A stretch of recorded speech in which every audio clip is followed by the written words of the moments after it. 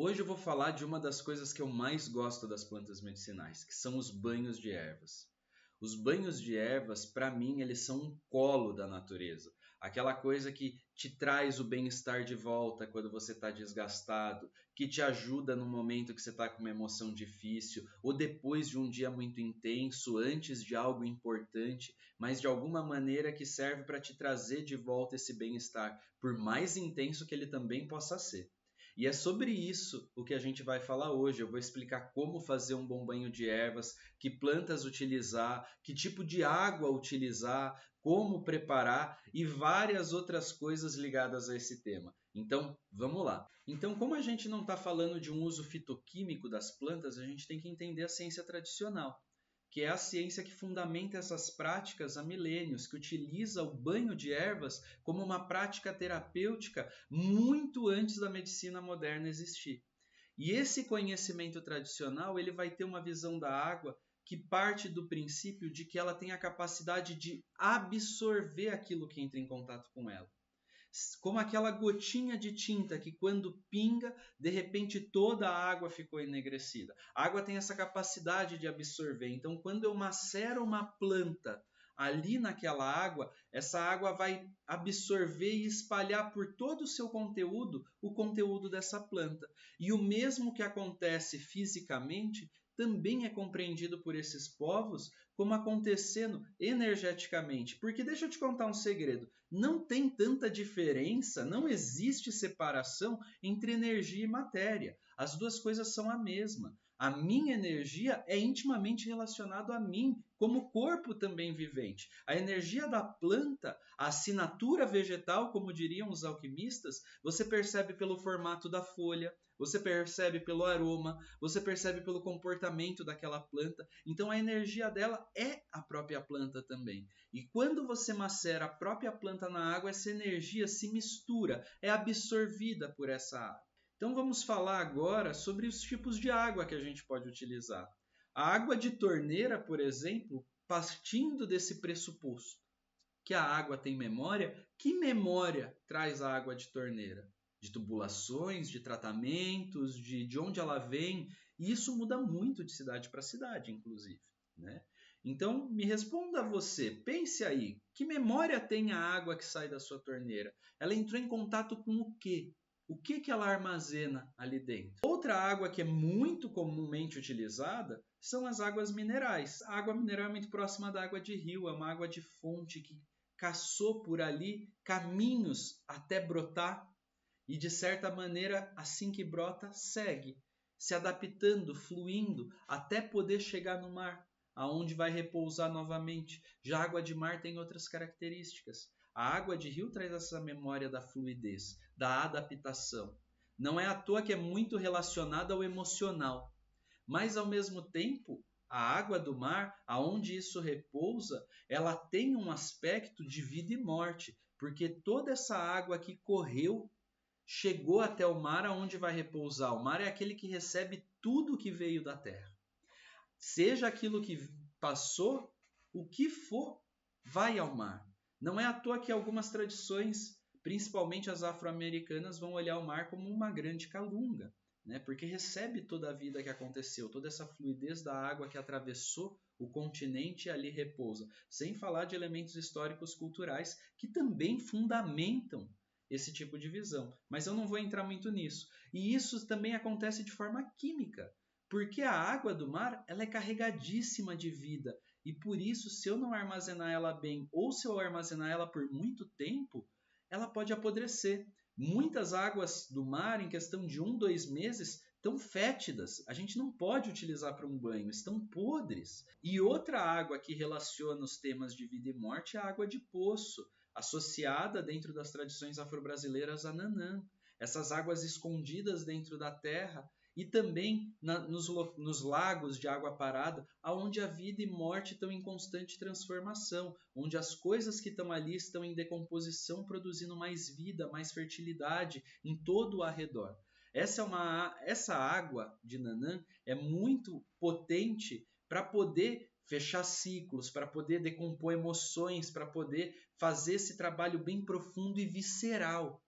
enquanto a água de mar fica no meio termo entre essa força, né, visceral, decompositora da água de poço e essa fluidez emocional da água de rio, mas também traz a sua intensidade da vibração potente que tem essa água. Outro tipo de água que eu posso utilizar é a água de chuva, uma água mais masculina que cai vertical e não que corre pela terra, uma água que fecunda a terra e não uma água que flui pela terra. Então é uma água com uma potência mais projetiva, uma potência mais ativa, uma potência de penetração, de transformação, de atravessamento.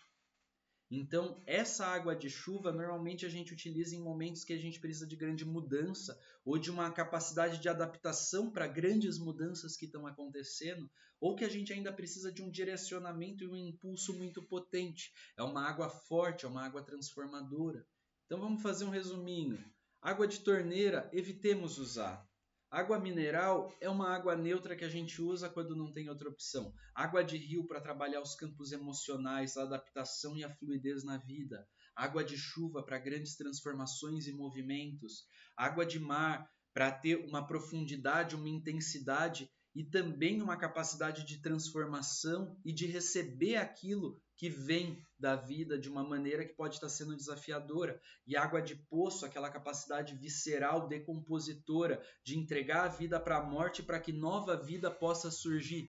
Bom, eu já escolhi que água eu vou utilizar, eu já escolhi a temperatura, agora eu preciso escolher as plantas. E aí depois saber como preparar o banho da melhor forma e mais eficaz. Mas para escolher as plantas, hoje eu não estou aqui para passar nenhuma receitinha para vocês. Apesar de que aqui no canal a gente também traz receitas, como por exemplo aqui no vídeo do card, onde a gente fala das 5 plantas medicinais mais famosas do Pará e a gente recomenda um banho de assento muito especial para tratamentos fúngicos. E eu vou trazer várias receitas de banhos aqui ao longo do tempo. Porém, hoje eu estou aqui ensinando vocês a escolherem e a montarem seu próprio banho com fundamento, com ciência tradicional. Então, as plantas que eu vou utilizar, elas vão se basear principalmente a partir da polaridade do elemento predominante dela. Se é uma planta masculina e feminina, se é uma planta quente ou fria, se é uma planta regida por um determinado elemento ou por outro, se eu sou de povo de terreiro, se é uma planta de determinado orixá ou de outro. E assim eu vou usar esses elementos das plantas para escolher uma planta que seja adequada ao meu banho. Principalmente a parte de polaridades é fundamental. Pense assim, uma planta masculina, uma planta projetiva, normalmente traz uma energia para um enfrentamento, normalmente traz vitalidade, traz uma certa resistência, enquanto as plantas que são receptivas, que muitos povos tradicionais vão chamar de femininas, traz uma energia de acolhimento, de decomposição, de conforto e dessas características atribuídas aos mistérios femininos. Então isso já dá um norte de quais plantas utilizar em que situação. E se você quer saber mais sobre isso, a gente vai trazer mais conteúdos aqui no canal, mas também tem os nossos cursos e as nossas mentorias.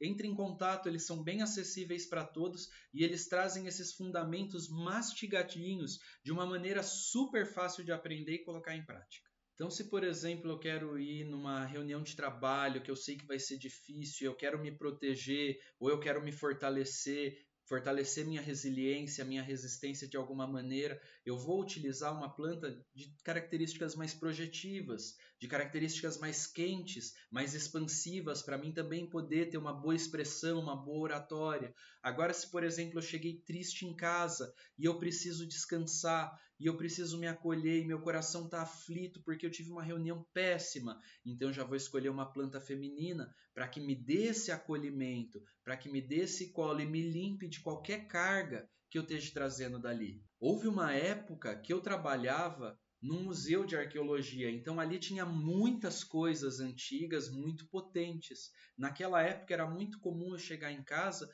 e ter que tomar um banho de sal. Mas eu vou trazer aqui uma dica especial para vocês. Mais do que se banhar com a água com sal, eu recomendo que você pegue o sal grosso e jogue no chão do vaso e pelo próprio toque do pé, ele vai te descarregando. Jogar no corpo é útil, eu já fiz muito, principalmente nessa época. mas não é tão necessário, é muito forte, pode com o tempo desvitalizar a gente, trazer um lado mais deprimido, trazer um lado mais desanimado diante da vida. Quando tem cargas intensas que precisam ser retiradas, é um bom banho, lembrando de sempre jogar do pescoço para baixo para que limpe essas energias, essas cargas, e depois banhar com um banho de ervas que tragam as energias que eu desejo para esse corpo, para esse momento da minha vida. E outro cuidado nesse sentido de banhos de descarrego que a gente precisa ter são os banhos de anil. Muitos utilizam no corpo em momentos extremos. Eu mesmo só utilizo em ambientes. Não utilizo no corpo e não recomendo para ninguém, porque é um banho muito forte. Ele é baseado no banho de waje das tradições africanas, que é muito próximo, assim, relativamente do anil, e que permite esse uso de descarrego forte. Outro tipo de alerta que eu preciso dar, que parece meio óbvio, mas muita gente erra nesse ponto, é cuidado com plantas tóxicas, cuidado com plantas irritantes à pele, principalmente plantas de polaridade quente. As plantas quentes podem ser irritativas mais facilmente do que as frias. Então, isso pode gerar um tipo de reação que não é a desejada, como urticária, como algum tipo de coceira ou de afecção. Então, a gente tem que ter esse cuidado. E eu espero que com tudo isso você tenha aprendido um pouco mais sobre os banhos de ervas e principalmente sobre os fundamentos que tem neles, sobre a ciência tradicional que tem ali, o olhar dos povos tradicionais que tem ali. Entender que não é simplesmente pegar plantas, fazer um chá e jogar no corpo, que tem fundamento, que tem tradição, que tem ciência. E se você aprendeu alguma coisa nova, ou se você tem algum olhar diferente com respeito, traga aqui nos comentários. Comenta com a gente qual foi a parte mais interessante ou a visão que você tem que não é compatível com o que a gente trouxe e vamos aprender um com o outro. E já dá uma olhada aqui nos vídeos relacionados que tem muita coisa interessante para você, eu tenho certeza.